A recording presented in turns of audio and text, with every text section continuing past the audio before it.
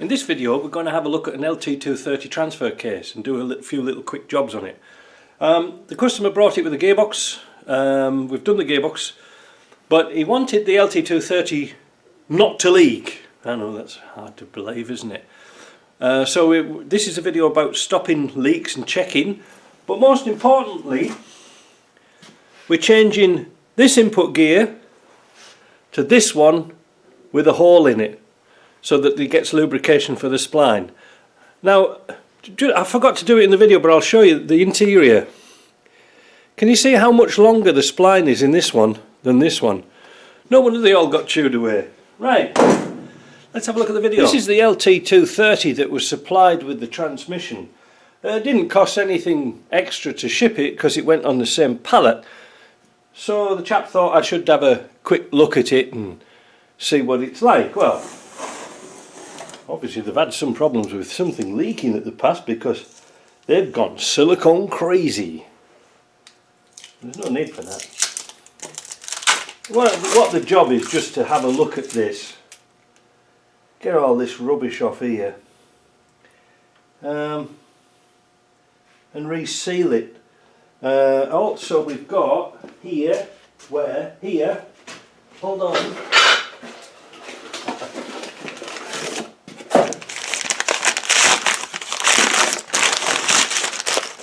Got a brand new transfer case, transfer gear with the holes in. See, the other ones no holes. Perhaps that's why they rebuilt the gearbox last time, because it's stripped. So somehow I've got to get this off here, and putting silicone and RTV sealer on is very, very easy. Getting it off, not so. We'll pull the seal out. Discard that on the floor. I'm going to get that off. I would like to put it into the bath, you know, and strip it and clean it, but that's a lot of work. So, and also we've got to change. I think what's been happening is this seal here has been leaking. Wait a minute, let's get the zoom. This is a typical example where you should be using your dismantling tool, because it's very thin to get in to take this cover off. And if you've noticed, I'm taking it off from the highest point. There's the lowest point where the drain bung is, and it minimises problems of leakage if you do damage a casing. But using a screwdriver is too thick to get in there. So let's take that off and just pry it off gently. There you go. Ooh. There you go. So we'll clean that up. I cleaned up the old silicone, this RTV, with a wire brush and goggles and a mask, if you can still get them. God help us, I went downtown the other day to get some more dust masks. Nothing in town, absolutely nothing. So what we're going to do, the gears and everything inside look perfect. There's no point making work for ourselves. And then we're going to go around just gently using our tool, our multi-tool, and scrape off any RTV that's there. And we put a bit of paper inside so it doesn't fall inside. You know, get rid of it.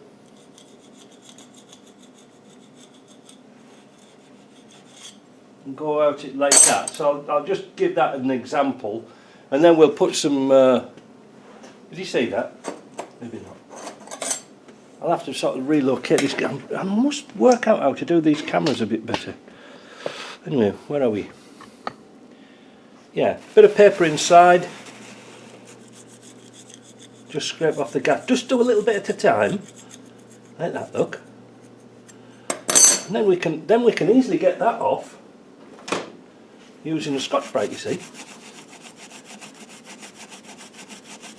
See how nice it comes, and you're not gouging anything. That's good. The other thing I wanted to show you while I've got the camera running is we're going to be changing the. There goes my block. We're going to be changing the seal at the back, there's a little O-ring which is, come here, this thing here. We've changed them before, we've changed them loads of times, but what we've got to do is undo that nut, and we've got to put a new nut on, but we've got to get the old one off first. And you see where it's stalked over? Don't be tempted to turn that and hoping it's going to break off the stalk, because what will happen is the shaft will actually turn in that housing and damage that piece, which we don't want. So you know, you get these multi-tool sets and it's got a little bit of some, you know, screwdrivers. Well, I grind them down and I make a little wedge that goes into there,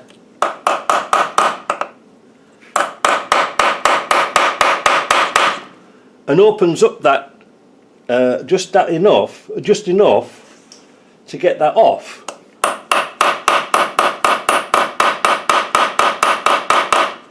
You see? And then we can put a 30 millimeter socket on there, and that will spin off like nobody's business. Let's get this gun out.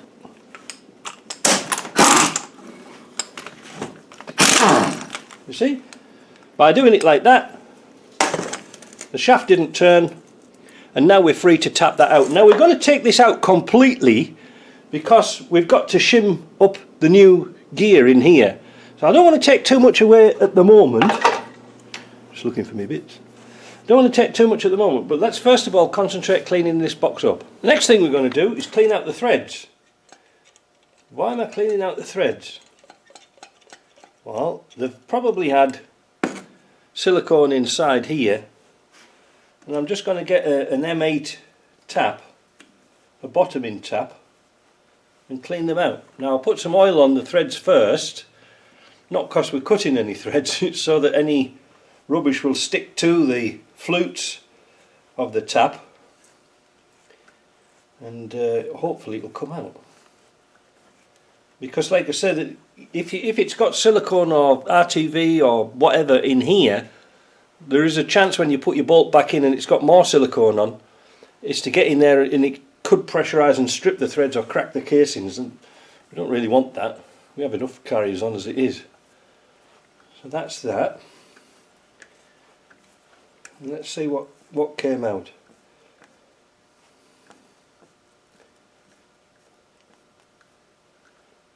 Probably not much at all.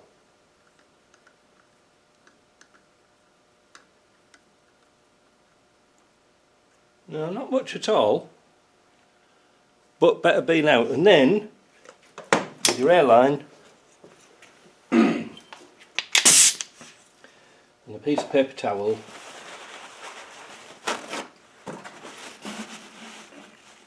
keep out the way, blow the threads out. Don't be tempted to put the tap on a drill and go zoom like that and clean them out. Not good. Why? Because you could cross thread it really easy. But you can use your drill if you want to clean up the bolt threads in a tap, in a die nut. Because what you can do, get your die nut, and this is really quick, eh? Get your die nut, and that's good. That's all they need. Just clean off the threads. So I'm going to clean all those off, and then we'll come back. The next thing we're going to do is knock this intermediate shaft out, and if you can see in here, by knocking off that stalk there, we haven't damaged this at all, because there is quite a bit of clearance in there and it's quite easy to tip round. So what we're going to do, the shaft has to go that way. I'm just going to put our nut on backwards, and we're going to put new nuts on there now. We're lashing out now.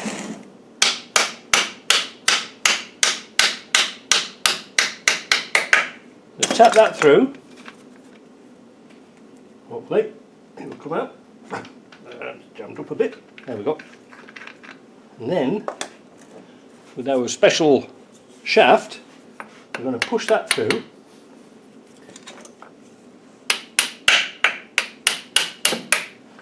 And that's going to take the place of the shaft,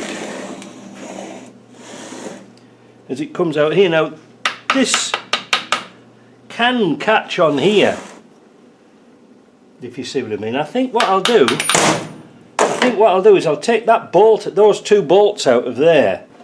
Wait a minute. Because what happens is because it drops out of here, if you see what I mean. I'll tell you what we'll do, we'll pull that out completely. Put our finger through there. Yeah, that's better.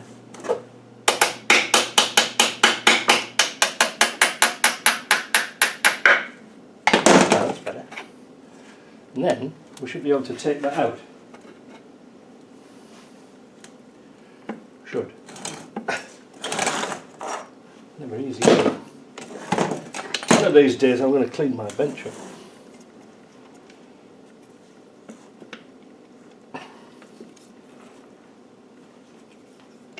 Ah, there we go. You've got to make sure that special tube is just in a special place and allows that to cut out. There we go. Now the reason why we put the tube in is because we've got all that spacer, is we've got the bearings in there, and also inside there there's a steel tube. So we don't want to lose those, so we're going to keep those together, and then we're going to go with the ultrasonic. That allows us now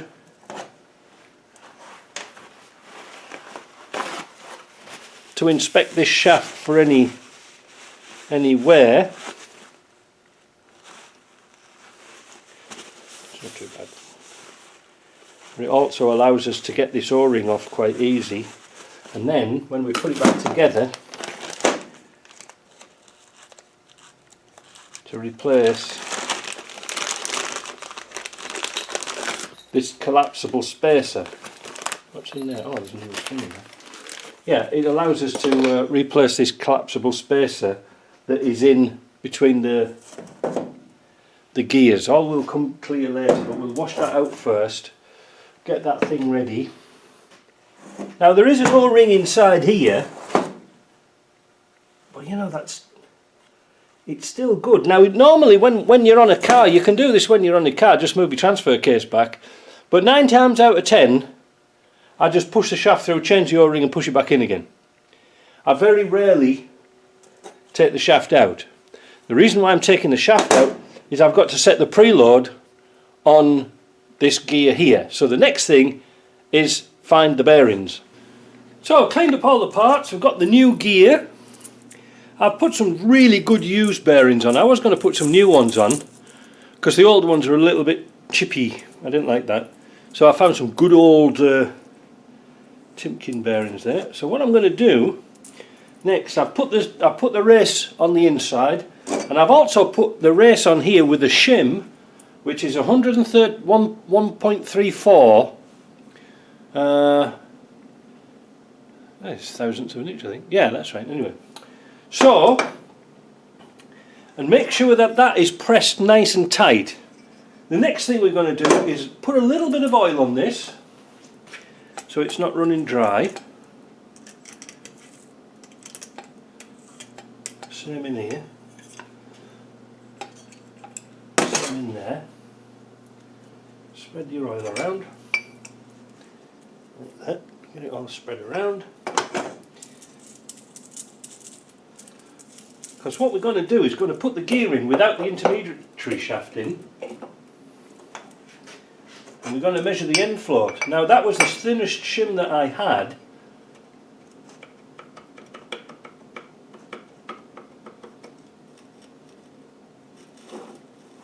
Now it does seem a bit dry, but don't worry about that. I'm just got to find a couple of bolts to put in here.